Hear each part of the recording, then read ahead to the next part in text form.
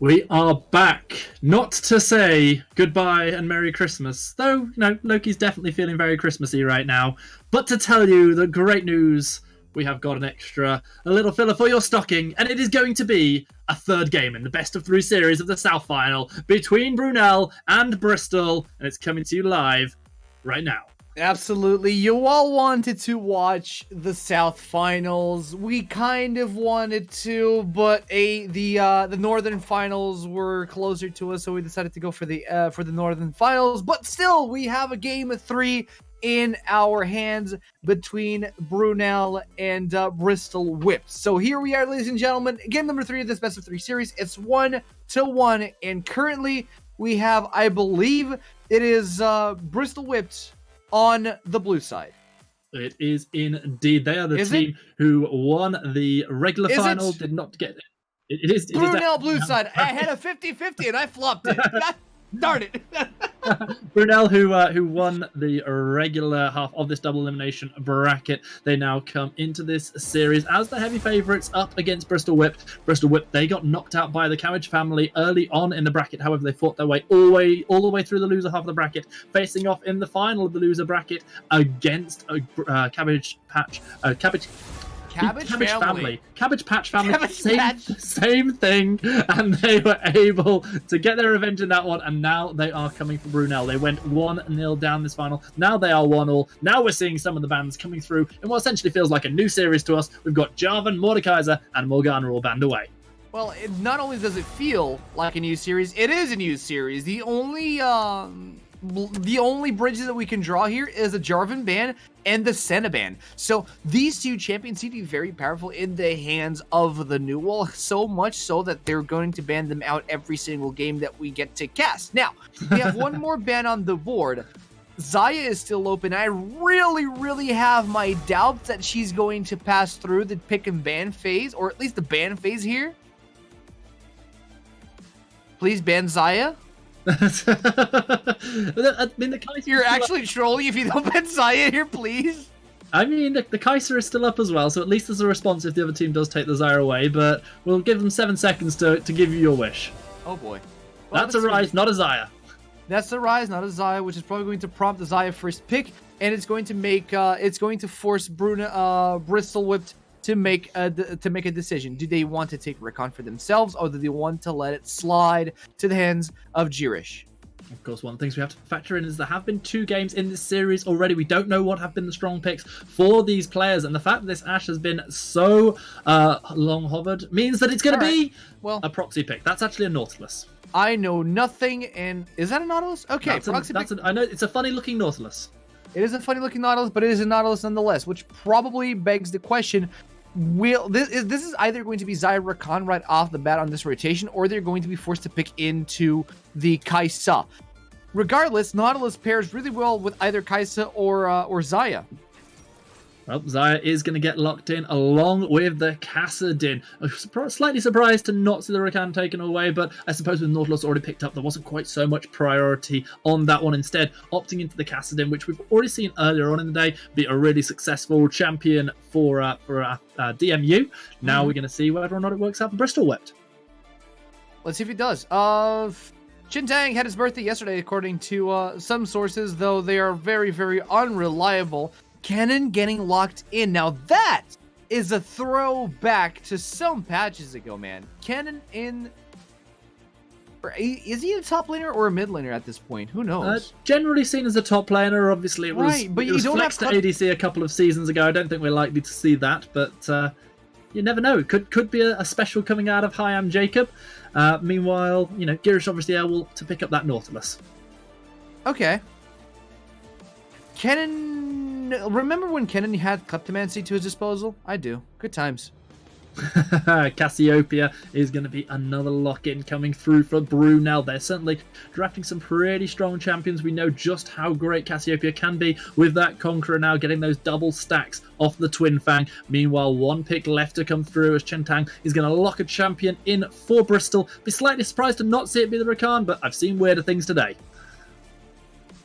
Okay, they're going to allow Rakan to pass through the second phase of pick and ban. Yorick This patch is an interesting pick, though I still am waiting to see if it is or isn't a flex pick here or a proxy pick here.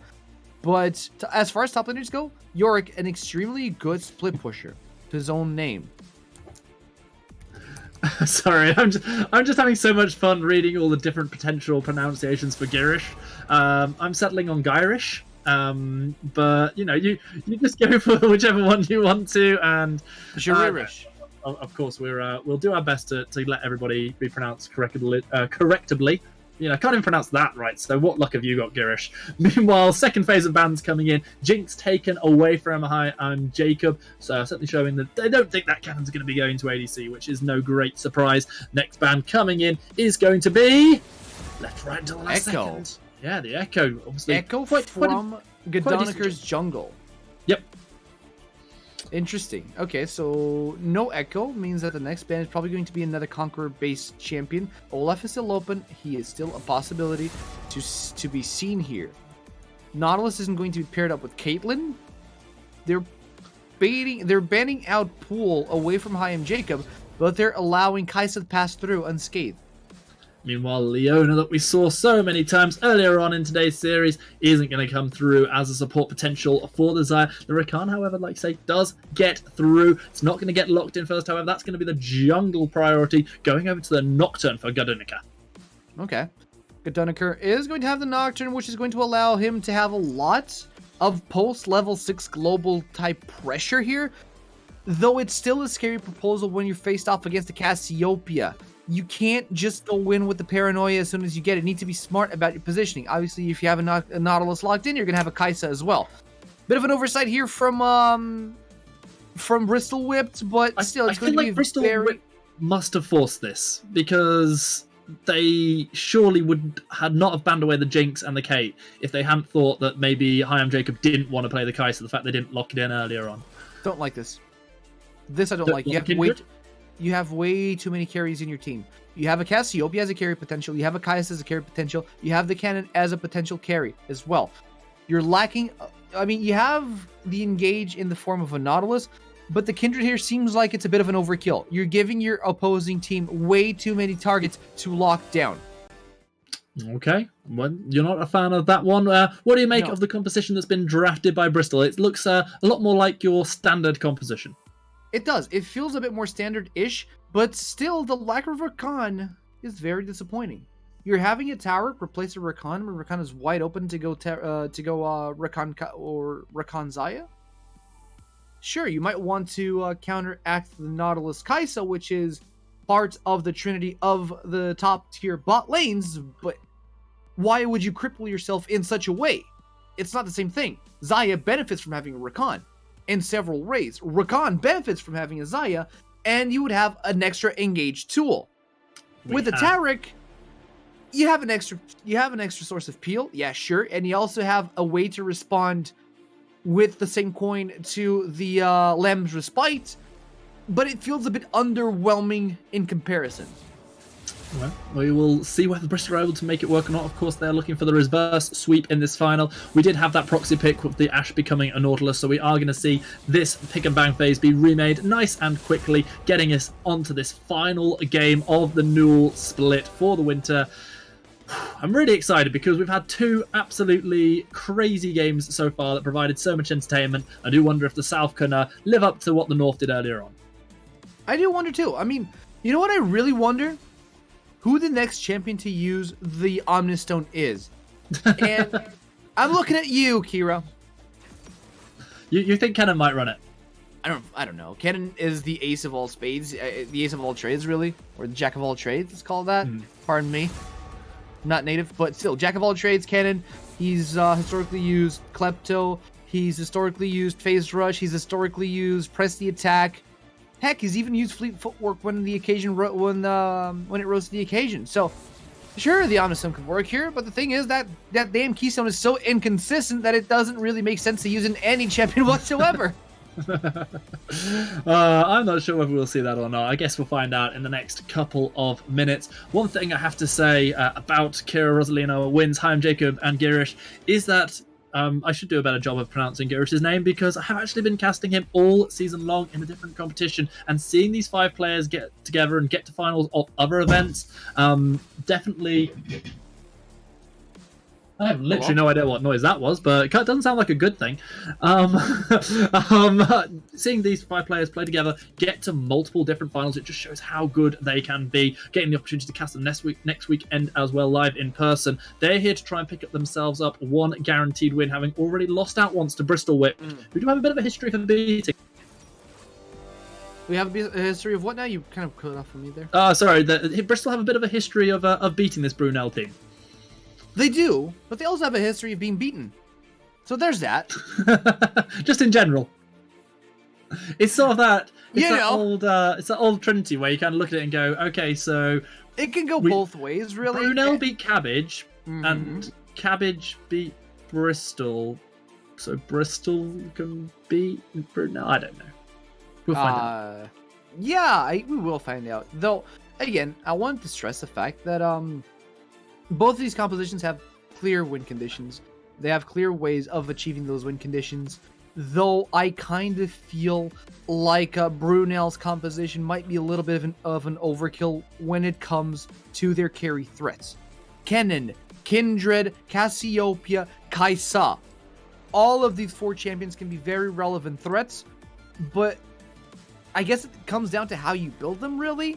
Kennen can be really good in team fights if he goes full AP, and he can also be really, really good in the split push if he goes a little bit more AD oriented, even if he doesn't. AC, I don't know if you were watching that, but in the final seconds for the whole sort of the delay time that we had there, Tarek was hovering Ghost Ignite, and I was just like going, change it. Change it. Literally, with 2 seconds remaining, we get the flash exhaust, and a part of me is relieved, and a part of me is bitterly disappointed. Now, that usually happens in online tournaments to prevent ghosting. The other team might be watching literally. Stream. Yeah. The other team might be watching the stream, so you don't want to reveal what kind of summoners you're packing into the bot lane, either defensive or offensive, so, you might as well just bring in the random spells and change them at the nick of time. Obviously, this can backfire. I've seen it backfire. Yeah. Well, we have got ourselves a final game here in this series between Brunel and Bristol Whip. Brunel, they will be disappointed in a way that we are casting this, because they were 1-0 up. They were at match point. They went through what I believe was a 38-minute game in the end, where they possibly could have taken the win but were unable to do so. Now it is Bristol with the momentum, trying to bounce back from coming through from the losers bracket of this double elimination here on the south side to take this series. And if we look at it, neither of these teams are actually fast-paced compositions. Sure, you can argue that a Kaisa and a Nautilus can speed up the bot lane, and they can. They can. But then you have the scaling Kaisa. You have the Kaisa that's, or not the scaling Kaisa, the scaling Kindred, the Kaisa that also scales just slightly, and the Cassiopeia that needs to come online at, well, she is online at level 3, or even earlier than that, with Twin Fangs spamming with the Conqueror also stacking. But she realistically only comes online after having 2-3 items in her inventory. Kennen can pop off in a split push if he is far enough ahead, or he will only be useful in team fight to AoE stun. In the meantime, you have Yorick speeding up the game in the earlier stages. Nocturne, post level 6, is a Nocturne, and we already saw what Cassidy can do. It's I think it's pretty clear to me listening to you now, AC, but who are you banking on for this one? Honestly, it kind of, again, it comes down to execution. If the execution on Brunel's side is good, they can actually stall out the game to a point where Cassiopeia becomes a relevant carry threat, to a point where Kindred becomes a relevant carry threat, where they can't get one-shot because Kindred denies that one-shot potential, or just Cannon split pushes you to death. On the other hand, though, if they get Yorick on split push, they get Yorick speeding up the game, they get Nocturne level 6 turbo spamming ganks left, right, and center, they can close out the game, I would say, between the 25 to 30 minute mark. Well, it will very much depend on how fed Kira gets then, I guess, because if he's able to continue that split push and not be in danger from the paranoia coming in from Nocturne, then maybe he might be just what his team needs. In a team full of carries, could he be the biggest carry? Ooh. However, that cast in, we saw it come online really, really early, picking up kills in our earlier series today between Grey Warwick and DMUT1. If we see the same again, that could spell the beginning of the end for this Brunel lineup. I mean, whether you want it or not, this is going to be the end of the series. This is the last game. It's match point. Both teams are tied 1-1. And let me just take a quick scan. Oh my goodness. Okay. There's a lot of Conquerors in this game, not gonna lie. Conqueror Cassiopeia, it was expected. Kindred with Conqueror as well. Conqueror on the cannon. Double Conqueror on the top lane is going to be an interesting bout. Mainly considering that Yorick can absolutely stack the Conqueror through his ghouls. And does that provide some kind of negation to the range disadvantage that normally you'd have against that cannon? Rage is the advantage that you normally have against that cannon. It depends on how well you can land your mists. It really depends. It comes down to how well you can land your mists. Goals. Yeah, no, your E basically. Okay. What you want is to land your E's so that you can stack your ghouls. But cannon has a very small hitbox. Cannon is very mobile, so it can be tough. It can be tough. High five me. Hey, that's usually my job to do that. I feel completely betrayed. Meanwhile, in the mid lane, we have got Cassiopeia with the Conqueror. You mentioned it going into game 1 of the other series today, where you thought it would be banned out. It wasn't banned out. Didn't get picked up either. Now we get the opportunity to see it in action. It's going up against the Castin with fleet footwork. Actually, I mean, overall, mages that can spam abilities like Cassiopeia and Rise, and I would argue, or even auto attacks, so I would even argue a Zero with Conqueror would be very, very good, are very abusable champions in this current meta. Conqueror, as some runes are in the preseason, Conqueror right now is in an abusable state. Everybody can abuse Conqueror, especially mages that can spam abilities. AD carries have a little bit more room to maneuver around the rune, and so everybody that can will abuse it. Okay. As you said, fleet footwork on the Kassadin. What does this bring him? It brings him the whole precision tree, including the newly revamped Presence of Mind, which refunds and adds mana to his pool whenever he gets a pick. Well, we are only seconds away from my laptop finally deciding it wants to join the game, which, let's be honest, has been a theme throughout today. It's yes, isn't it great? I feel like we have to throw an F in chat for my laptop at this point. It's kind of a sad state of affairs, but I am finally into the game, just about to pause things up, and we'll be able to jump onto the Rift for the last time this season. We are ready to go. Patrick, set us loose. The game is afoot, AC. Here we go. The 5-man squad's about to spread themselves out across the rift. We're going to see a defensive formation from both these teams, not wanting to go for any potential invades. Don't want to make any mistakes here in the early game that could cost them this series. Absolutely. So we're going to... I'm actually curious to see where Nocturne is going to start. If I'm going to be honest, the last time I saw Nocturne was in the mid lane, not in the jungle. Was Vedius playing it? No, actually, no. He gained Nocturne gained after Vedius's little shenanigans with Nocturne in the jungle. He gained a lot of priority over the patches, and currently in the preseason, he seems to be doing very, very well. Because let's be real, in the mid lane, he's really, really close to paranoia both the bot lane and the mid lane, or even assist his jungle if need be. So, with the right setup, with the right assist from the jungle, and with the right matchup, he can actually thrive in the mid lane. Speaking of jungle, let's turn our eyes towards the first dragon of the game. It's going to be an ocean. So in both of our games earlier on today, we saw the ocean soul, not the soul, sorry, but the ocean spawning all of those extra bushes across the rift. We're not going to get to see that today. We're going to see one of the other 3 dragons spawning a different rift for the first time today. I'm quite excited about that. No, absolutely. So, starting off in the red buff, Gedunaker is going to have a pretty standard clear a la preseason. We're just going to go red into Krugs, into Raptors, trying to get level 6 as fast as he can. Whilst in the rest of the... what? No, I was just going to say, AC, I really, really like this coming out from Hyam Jacob and Girish. They hovered around the red buff for a while, almost faking that they were doing a leash so that Nocturne's not going to know exactly where the Kindred's starting. Yeah, I mean, he doesn't necessarily have to know, obviously, or actually, in case most people don't know, Nocturne has a very unpredictably good 1v1 skirmish at level 3 if he has all 3 of his abilities, because let's be real, he has an attack damage steroid, he has an attack speed steroid, he has an ability to negation, and he has an ability to crowd control. Plus, he's got the incremented speed if he's walking on his Q. So his 1v1 is comparable to the likes of an Olaf. Actually better than the Olaf because he can fear the Olaf away at level 3.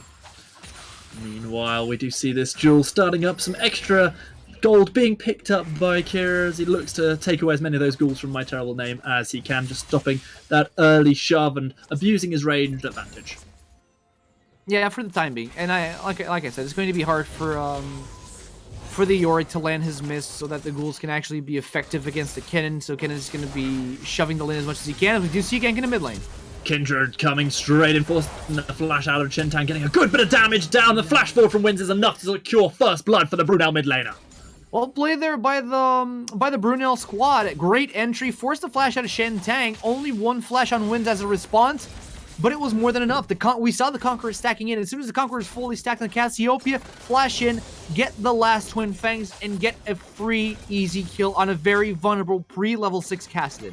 And as the 3-minute 15 mark hits, the coin is flipped into the air and comes down in favour of Brunel. That is going to be the first mark for Kindred, being on the top side of the river, completely opposite to where Nocturne is. A nice, easy secure of that first mark for the Kindred with a little help from the cannon. Jerish not going to... Aw, man. Jerish is absolutely not send, because he's not going to dredge line every time he has a window to do it. Oh. Kind of disappointed, but at the same time, I'm not really surprised. What can I say? But up until then, we do see Rosalina already starting to apply pressure in the jungle. Kindred needs this pressure early on. Already with one mark on the Kindred, this means that her transition into the mid game is going to be super healthy, and truth be told, might not even need the late game. Nocturne, meanwhile, has already hit level 4, as has the Kindred, to be fair, and will be going up towards the top side, getting all the extra experience out of the Krugs that he possibly can, trying to get himself up to level 6, because that's when Nocturne really, really becomes a champion. Yes, he's got a lot of great things that you were talking about earlier, AC, but paranoia is what it's really all about. Exactly. So, but until he gets that paranoia point, he still needs to fight through a lot of camps. He still needs to maintain, or at least attempt to maintain some lane dominance, as we do see Rosalina again near the mid lane, trying to revisit Chintang before he hits level 6, and I don't think it could be more ideal, because look at the Raptor camp. It's got a mark, and Godunniker has no idea where Rosalina is right now, or now he does.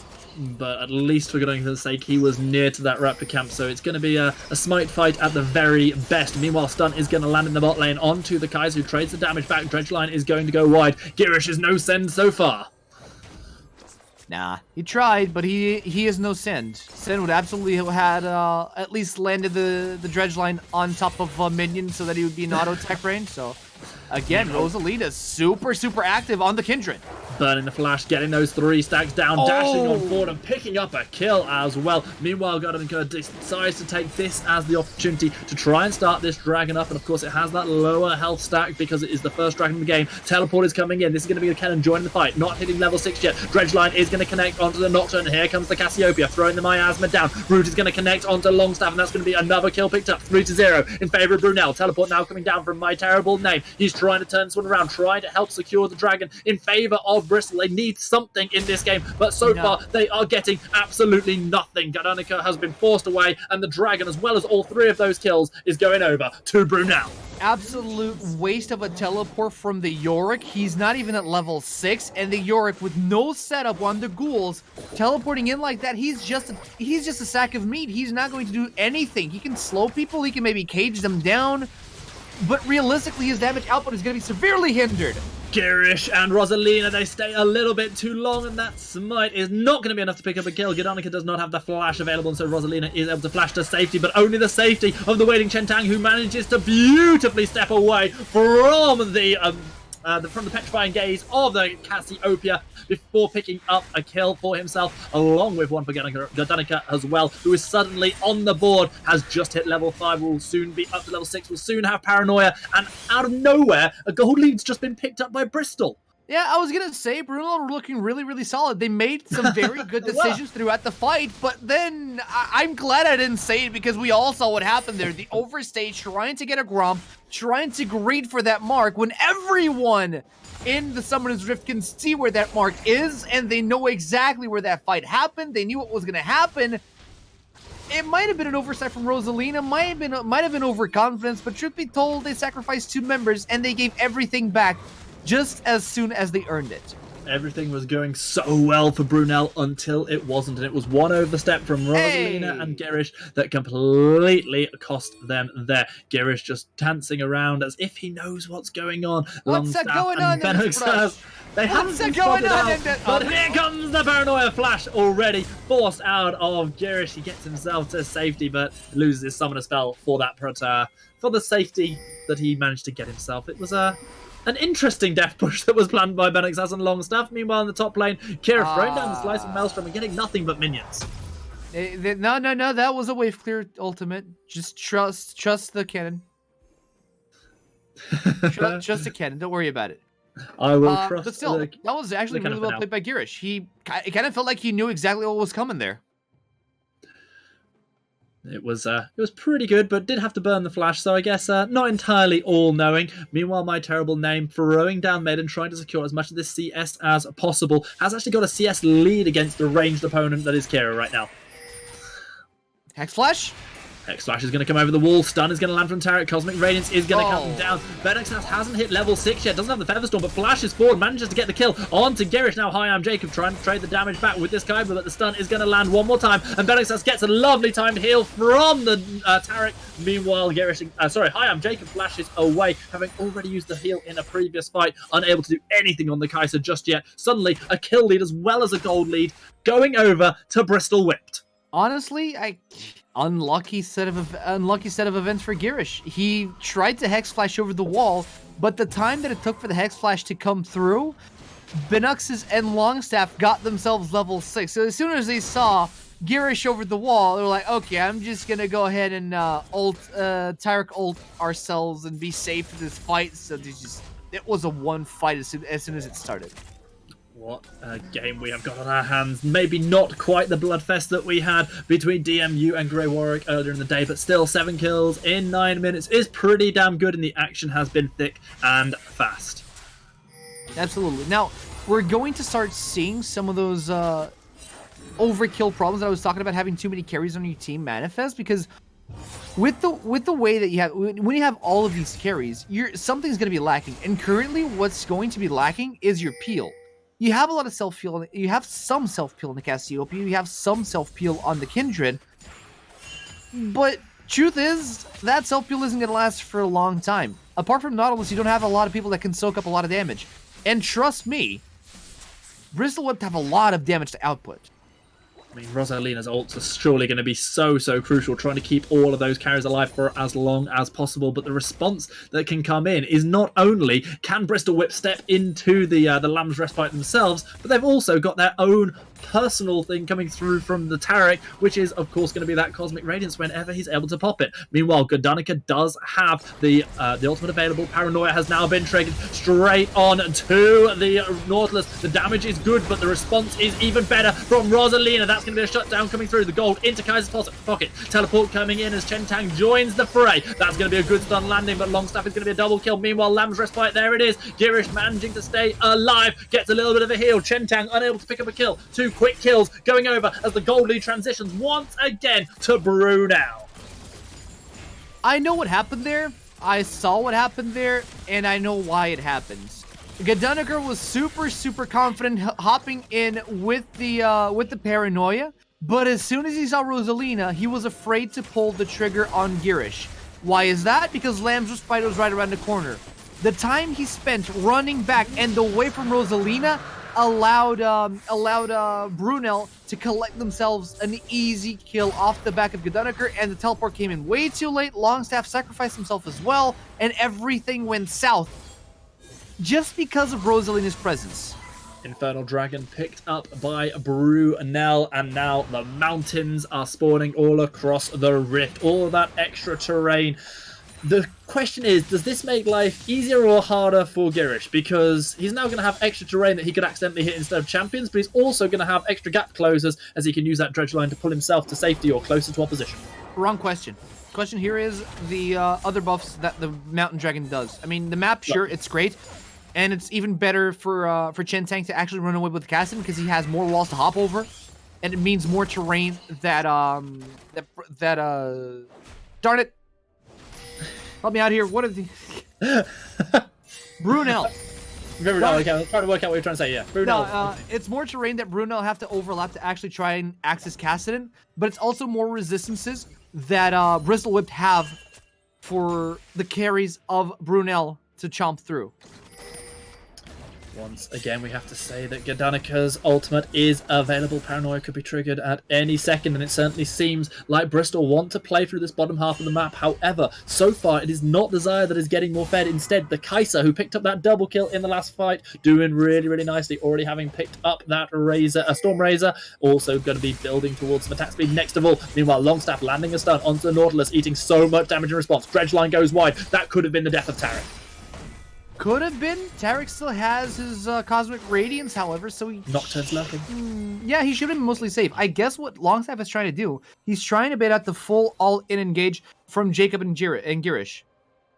Chentang, who does not have teleport available anymore, is starting to run down, and with the Paranoia once more Cosmic Radiance is going to be used beautifully timed. So much damage again. Comes in response from Wins. Nocturne manages to take down the Kai'Sa. The question is, what's going to happen as this Fiesta under the turret continues? That's going to be Kassadin and Zaya both picking themselves up a kill for Bristol, but the response is good as the Slicing Maelstrom takes down the Nocturne. Kira, looking for a second, does get stunned up for a moment, but the vision is still there, and one more Shuriken straight through the back of the Tarek. Meanwhile, this is going to be a stun, landing onto the Kassadin, who's trying to jump through, trying to take down that cannon, but unable to do so. Kills are level. Herald was summoned in the mid lane, and that's going to be first turret gold going into Brunel's pocket. A lot of action happening cross map. It was not a clean dive in any shape or sense, but it was a dive that allowed them to get first blood tower. They lost Gardanicar and they lost Longstaff in the process. There was a moment of this coordination, but Rosalina didn't want to have any part of it. She didn't need to. She got the Herald. She's going straight for the mid lane. Gets herself the first tower for Brunel in the mid lane with the Herald, and gets herself another mark from the Raptors as well. Yep. All in all, I think it was pretty fair off, but Rosalina, as an individual, came out winning off of that one. So that is going to be the gold lead just about going over to Bristol, but Brunel managing to, as you say, find themselves some small gains. 3 stacks now on Rosalina, obviously trying to get towards that 5 where the Kindred really starts to become the crazy threat that it can be in the late game. Now, I guess it comes down to how these teams transition as the game progresses. You already have Rosalina with 3 stacks on her passive, which puts her in a good little threshold at the 15-minute mark, but she needs a little bit more. She needs to keep up the tempo, the high-tempo jungle that she was keeping up at the beginning of the game, where she got 2 very, very easy kills and flashes on the top and the mid lane, respectively. So now what we need to see more from Rosalina is a continuation of these 2v1 picks, these 3v2 picks if needed. Well, can I just ask you, just for a couple of minutes, to take the wheel, AC? Because I hear some very weird noises coming from my living room, and I'm pretty sure that Thor and Loki, not content with their cameo appearances earlier on in the stream, are causing all sorts of trouble. I'll be right back. Go on, then. I'll just keep on entertaining you all. 7-7 on the scoreboard, with the gold pretty much dead even at this point in time. 1 tower for both sides, and most of the gold is focused on Chentang with 137 CS. So far, the Kassadin is paying dividends in the mid lane, and we're yet to see his final form. He's already stacking the Rod of Ages. He's looking for a Sheen item. Question is, will he be rushing the Sheen item? Because he does have the Sapphire Crystal and the Amplifying Tome. But then again, Chentang also has 6 stacks on the Dark Seal, so he has the possibility of going for the Magile Soul Stealer. So my question is, did I miss a pentakill? You did not miss a pentakill. Damn. The game is still dead even.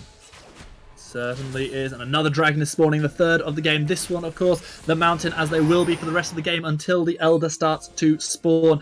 Already the 5-man strong unit of Brunel camping around, looking for a potential pick. Yorick is walking his way down without the teleport available. Dragon already being started up, but this is going to be a potential pincer movement as Yorick comes in from the side. Paranoia already triggered straight onto Rosalina, and she's dead before she's able to use Lamb's Respite. Kindred Kenna takes down the Nocturne in response, and the fight is absolutely frantic. The Cosmic Radiance buying so much time for Bristol as they try to take down these health targets. That's going to be Wins picking up the kill to Yorick, but then taken down in response. That, however, is going to be Hi, I'm Jacob, dying at the very last second of the Kassadin. Girish is the last man standing, and not standing for long. What the? What?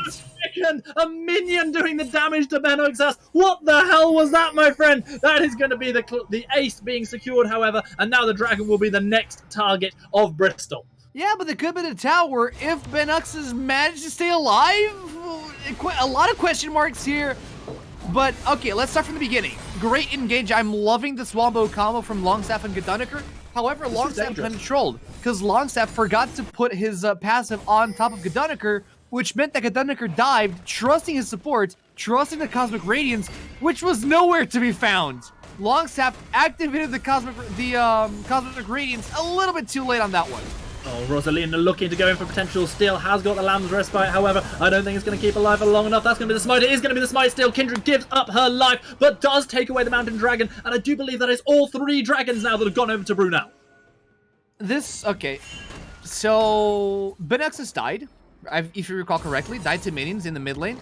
They did not manage to take home the tower, and they did not manage to take the dragon. The play here was either take the tower if Benoxas was alive, or take the dragon if Benoxas died. Benoxas died, so they made a beeline for dragon, which they couldn't even acquire.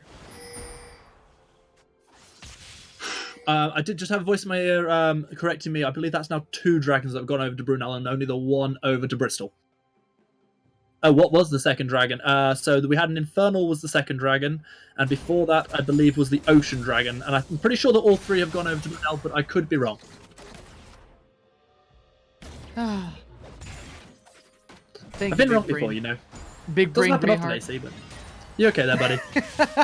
Can I just take a moment to say what a pleasure it is to get an opportunity to cast with you? Because we've been on projects for probably 2 maybe 3 years together, but never had the opportunity to do this, and I'm loving every second of it. It's good. It's good times. Good times all around for everybody. I'm having fun as well, dude. But regardless, game's still going on. So 3 dragons in the hands of Brunel, which means they're 1 dragon, 1 mountain off the mountain soul. Everybody's gonna have a mini Malphite passive. Nocturne comes in, has the stun on top of him. Rosalind trying to dash to safety, isn't able to get to it. Gedunaker is gonna get the ultimate coming in from Longstaff just in time to keep himself alive. The Depth Charm is gonna do some damage, but I don't think it's gonna get the kill. Meanwhile, Teleport coming through, that's gonna be my terrible name. Staying up in the top lane because it was the Teleport of Chen Tang instead, just to bamboozle me. Kira using the Hextech Protobelt just to get out of that deadly cage. Dude, I don't know about you, but I feel like Longstaff wants Gedunaker to die. a lot. This is the second time that Cosmic Radiance comes in way too late. You need to pop that ult as soon as he hops in. Longstaff waited for Gedunaker to be in trouble to pop the Cosmic Radiance, which in turn forced Gedunaker to flash back out of the tower. He could have gotten the kill on Rosalinda. He could have kept up the tempo in the mid lane, but that missed timing on the Cosmic Radiance is costing so many potential plays from Bristol Whips. We've got a close game on our hands right now. Bristol Whip definitely taking the sort of advantages that you might expect when you look at the history they have of beating Brunel. However, Brunel were the team coming into this as the favourites, having not lost a single game through the playoff stage here of the NUEL South split for the winter season. Meanwhile, looking at the CS across the board, some decent numbers being put out from quite a few of these champions, but I have to look at that 30 CS advantage that Caston has gained over Cassiopeia in the mid lane. Which is very interesting. It's a very peculiar advantage that you would not expect Chen Tang, who got first blooded by Rosalina, to acquire. Realistically, he's 4-1. He's been sneaking up. He's been power creeping his way into a very solid mid game. He's already stacking 2 items. And I'm very afraid of a potential Magi Soul Sealer, because currently Chen Tang seems to be very untouchable. Chen Tang is a bit of a monster, as we saw earlier on with the Kassadin coming out of DMU, which was pretty solid and almost carried the team to a victory. That one fell short. Will Bristol fall short in their attempt to take this game? Of course, this game is the deciding game of the series. We are in a best of 3. We are 1 game all, and we are so very close. Probably within 10 or 20 minutes or less of finding out who are going to be our champions for this winter split.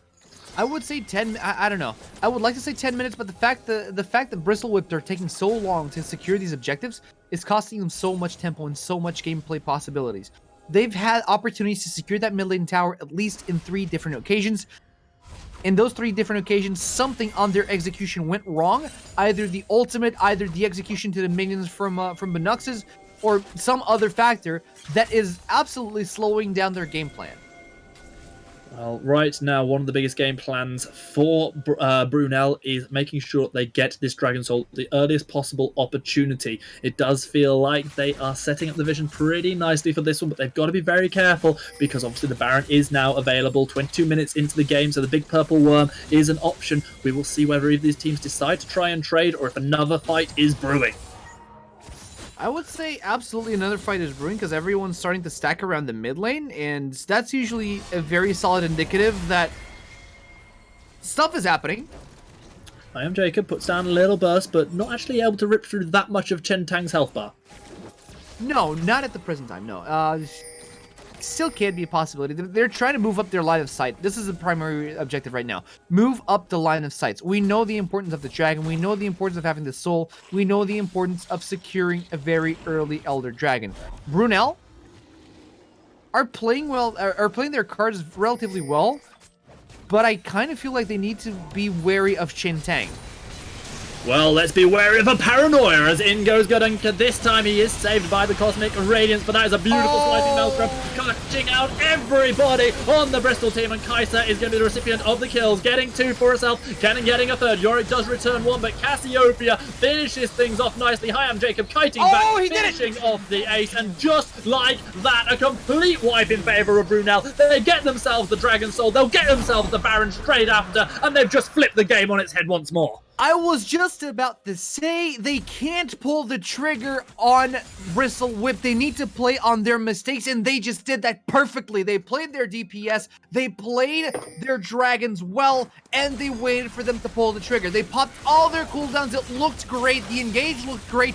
But the thing is, Brunel caught the right targets at the right time, and then you had Jacob just flying through the air, going into that backline with the killer instinct, and just absolutely shattering the composition, which, truth be told, looks pretty solid from Bristle Whipped.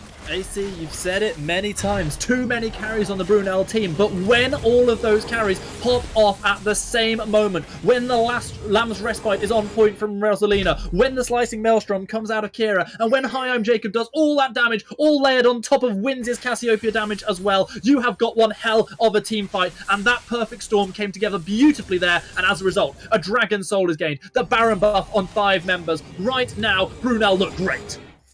They absolutely do, but the problem here on Bristle Whip's side is that they can't fall victims of the spike.